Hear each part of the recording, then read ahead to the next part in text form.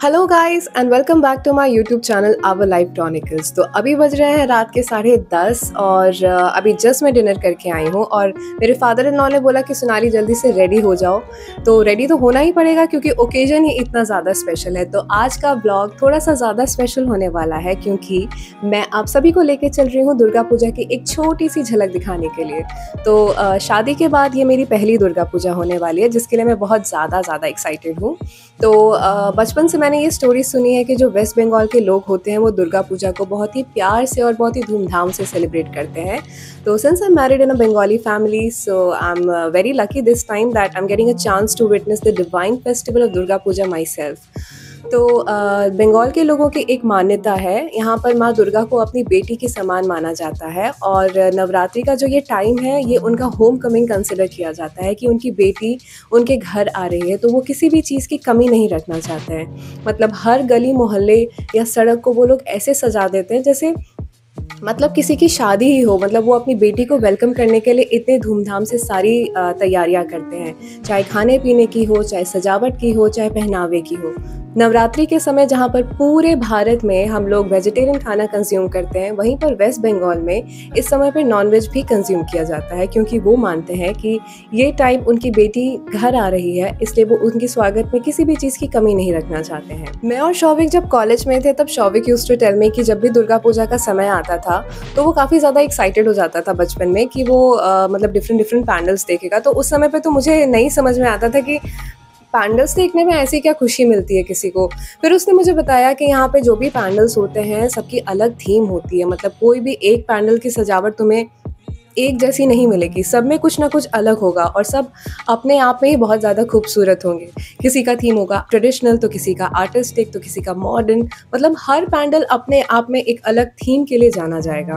तो मैं बहुत ही ज़्यादा एक्साइटेड हूँ ये सब देखने के लिए और मैं बहुत अच्छे से ब्लॉगिंग करने वाली हूँ बिकॉज़ ये मेरा पहला एक्सपीरियंस होने वाला है। मैं काफ़ी खुश भी हूँ कि मतलब रात में लोग डिनर करने के बाद निकलते हैं घूमने के लिए एंड आई मीन 3-4 बजे तक सब लोग मस्ती करते हैं, खूब सारे पैंडल्स देखते हैं, खाते हैं, पीते हैं। तो चलिए मैं आपको लेके चलती हूँ अपने दुर्गा पूजा के ब्लॉग में। So guys, let's get ready with me.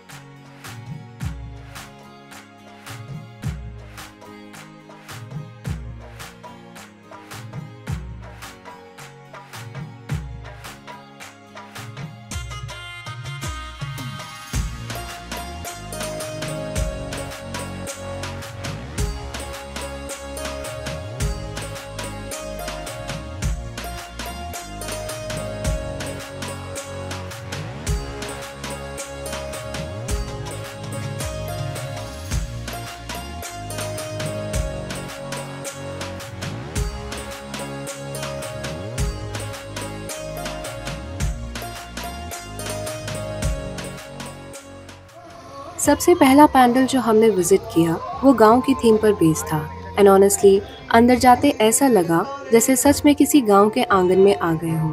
यहाँ पर मिट्टी के चूल्हे से लेकर झोपड़ियाँ थीं और वो पुराने मिट्टी के बर्तन, हर एक चीज़ इतनी डिटेल में बनाई गई थी कि बस देसी वाइब सी फील हो रही थी।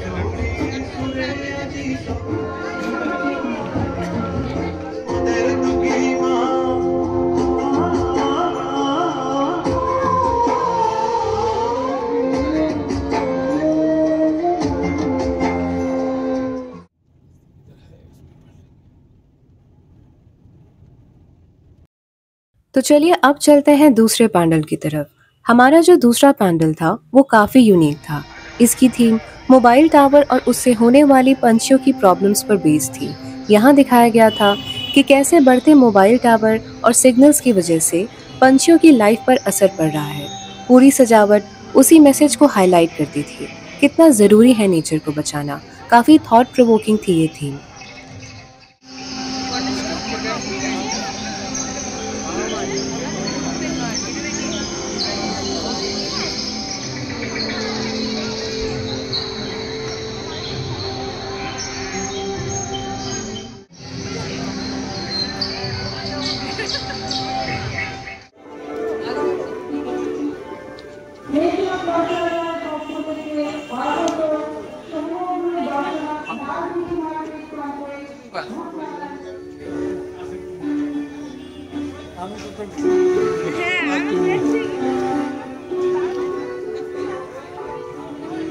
तीसरा पैंडल सुंदरबन थीम पर बेस्ड था और सच कहूँ तो हमें ऐसा लगा जैसे मानो किसी और ही दुनिया में आ पहुंचे हो।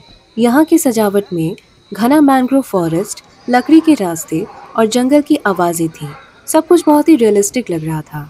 दुर्गा माता की प्रतिमा को भी नेचर के बीच इतनी खूबसूरती से सजाया गया था कि पूरा माहौल काफी ज्यादा मैजिकल लग रहा था। ये पैंडल बिल्कुल सुंदरबन की शांति और खूबसूरती को दर्शा रहा था।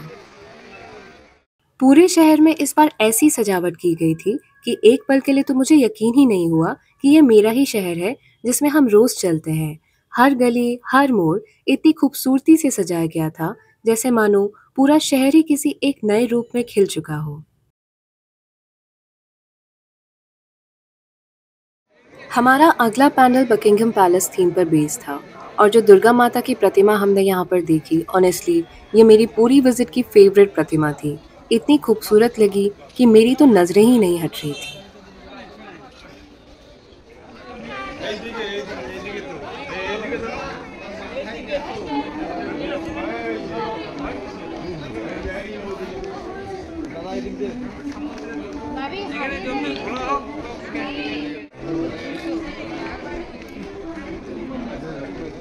रात काफी हो चुकी थी लेकिन हमारा जोश बिल्कुल भी कम नहीं हुआ था। अब हम अपने अगले पैनल की तरफ बढ़ रहे थे और इसका थीम सचमुच बहुत ही ज्यादा यूनिक और रियलिस्टिक था। इस पैनल में ये दिखाया गया था कि कैसे आजकल हर कोई भाग दौड़ में लगा हुआ है। सबको लगता है कि कम समय में ज्यादा सक्सेस मिल जाएगी, चाहे उसके लिए उन्हें कितना भी प्रेशर क्यों ना झेलना पड़े। इस भाग दौड़ में लोग अपने करंट फेस को ही नहीं जी पा रहे, जहां उन्हें होना चाहिए उसे एंजॉय ही नहीं कर पा रहे। ये थीम सोसाइटी में एक स्ट्रॉन्ग मैसेज दे रही थी।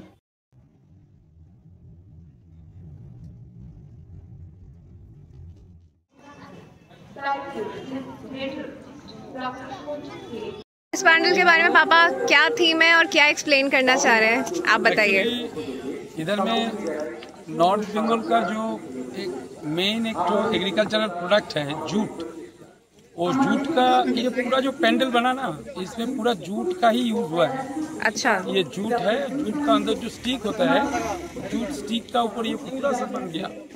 एक्चुअली नॉर्थ बंगाल का ये जो ट्रेडिशनल एक जो एग्रीकल्चरल प्रोडक्ट, उसके ऊपर इसको यूज़ किया और उसका पूरा इसका अच्छा यूज़ हो और अच्छा व्यवहार हो, इसके लिए ये सब किया गया।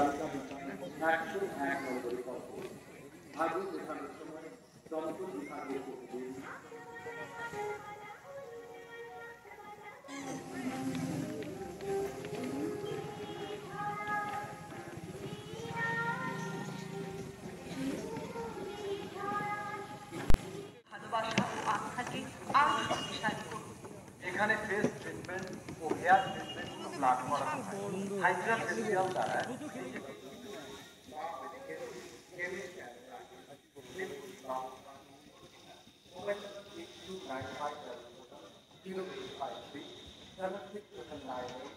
अगला पैंडल वेस्ट बंगाल में मिलने वाले जूट पर बेस्ड था।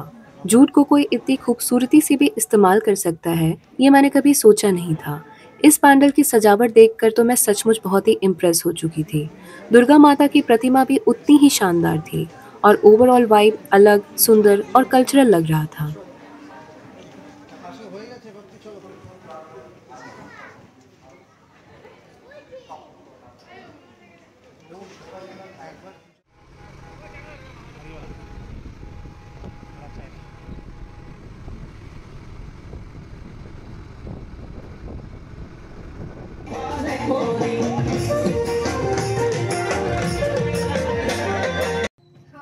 अगला पैंडल एक बहुत ही इंटरेस्टिंग थीम पर बेस्ड था कि कैसे आजकल के ज़माने में जुगनू कम होते जा रहे हैं। इस पैंडल की थीम में ये दिखाया गया था कि इंक्रीजिंग अर्बनाइजेशन और लाइट पोल्यूशन की वजह से जुगनू की संख्या लगातार घटती जा रही है। साइंटिफिकली भी ये एक्सप्लेन किया गया है कि जुगनू की नेचुरल हैबिटेट और मेटिंग पैटर्न्स डिस्टर्ब हो चुके हैं। ये पैंडल सच में नेचर और एनवायरनमेंट की इम्पोर्टेंस को हाईलाइट कर रहा था।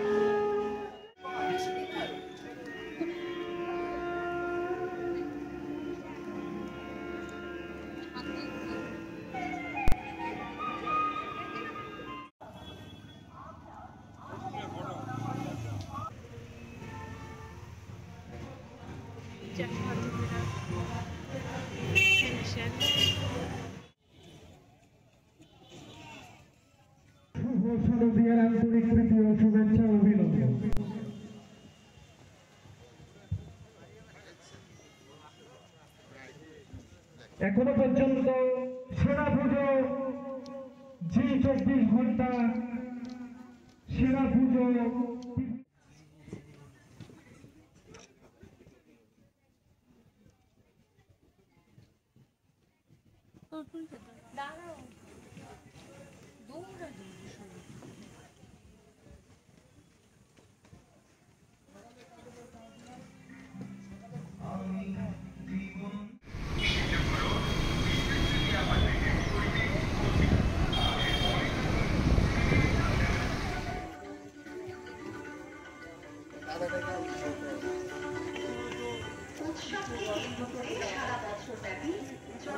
पापा यहाँ के थीम के बारे में कुछ बताइए।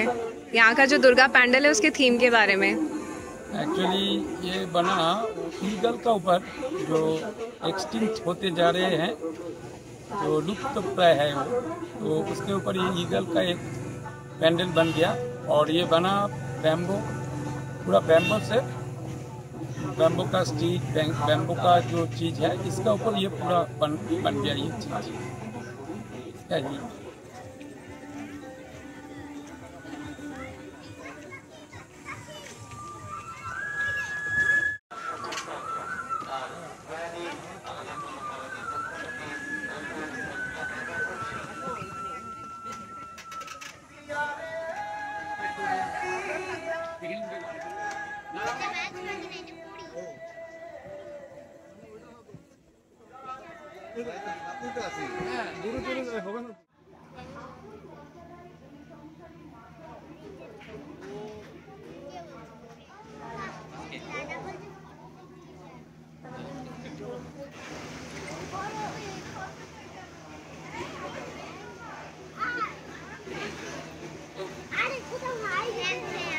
इसके बाद आया सबसे ज़्यादा इंटरेस्टिंग पैंडल, जिसका थीम था घोस्ट हाउस।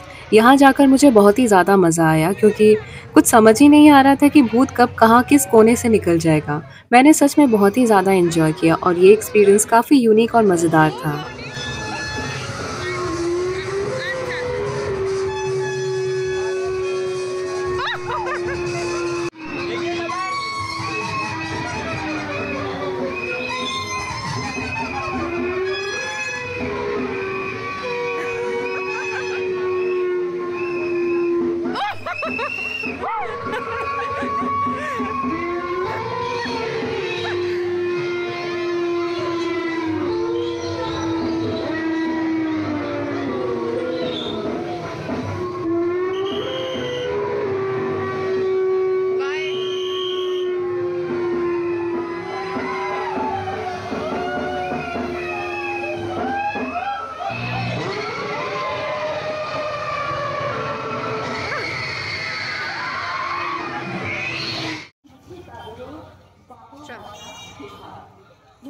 इसके बाद अगला पैनल मेल्स पर बेस्ड था, जो हमारी सोसाइटी में उनके इम्पोर्टेंस को बखूबी दर्शा रहा था।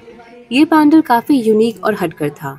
इसमें दिखाया गया था कि कैसे एक घर का आदमी जो कमाने वाला होता है अपनी रिस्पॉन्सिबिलिटीज़ को बखूबी निभाता है।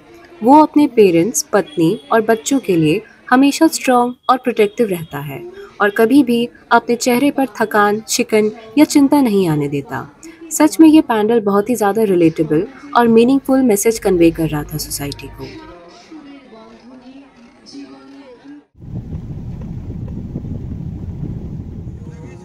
तो ये हमारा लास्ट पैनल था जो बालाजी मंदिर के थीम पर बेस्ड था। यहाँ की सजावट बहुत ही ज़्यादा भव्य और खूबसूरत थी। हर डिटेलिंग पर ध्यान दी गई थी और मंदिर का माहौल सच में बहुत ही पीसफुल और डिवाइन लग रहा था।